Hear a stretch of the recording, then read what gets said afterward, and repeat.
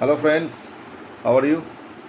আজকে তোমাদের একটা গল্প বলবো, সেটা হচ্ছে গ্যাংটক সম্পর্কিত। গ্যাংটক শহরটা সবাই জানো যে এটা হচ্ছে সিকিমের রাজধানী, এবং অত্যন্ত সুন্দরভাবে সাজানো, প্রাকৃতিক দিক থেকেও সৌন্দর্য, এবং মনে হবে যেন তোমরা অন্য কোনো ফরেন কান্ট্রিতে চলে গেছো। তো যতদিন না পর্যন্ত এই শহরটা, মানে এই সিকিম যে স্টেটটা আমাদের ইন্ডিয়ার মধ্যে আসেনি, ততদিন পর্যন্ত কিন্তু এত সুন্দর ছিল না। কিন্তু এখানকার মানুষ এবং এখানকার গভর্নমেন্ট খুব সুন্দরভাবে এই শহরটাকে সাজিয়েছে, বিশেষ করে ট্যুরিস্ট যারা যায় তাদের জন্য। আমার যেটা মনে হয় যে বিশেষ করে এই গ্যাংটক শহরটা না একটা অন্যরকম একটা চার্ম আছে, গেলে মনে হয় যেন কোনো ফরেন কান্ট্রিতে চলে গেছি।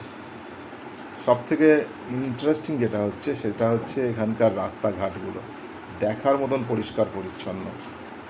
রাস্তার ধার দিয়ে হাঁটার জন্য যে রাস্তাগুলো করা আছে, গ্রিল দিয়ে ঘিরে দেওয়া যে রাস্তাগুলো, এবং তারপর প্রত্যেক রাস্তাতে গ্যাংটক শহরে যে সুন্দর সুন্দর ফুলের যে টবগুলো লাগানো আছে, এবং কেউ সেটাকে নষ্ট করে না, হ্যাঁ, খুব সুন্দরভাবে সেটা সাজানো রয়েছে, পরিষ্কার পরিচ্ছন্ন।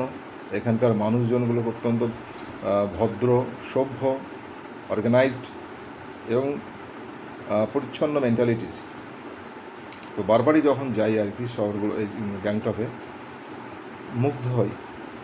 এক তো ঠান্ডা, নো ডাউটলি যে কোনো শহর যদি সেটা ঠান্ডা হয় সেখানকার চার্মটা অনেক বেড়ে যায়। তার সঙ্গে এখানকার যে ক্লিন অ্যান্ড গ্রিন মেন্টালিটি নিয়ে মানুষেরা চলে, সেই মেন্টালিটিটাকে আমি সত্যি খুব সম্মান জানাচ্ছি। এবং এই মেন্টালিটি যদি আমাদের ভারতবর্ষের আরও অন্যান্য শহরগুলোতে দেখায় সেখানকার নাগরিক এবং প্রশাসন, তাহলে মনে হয় সত্যি আমাদের দেশটা কোনো ফরেন কান্ট্রির থেকে কম হবে না।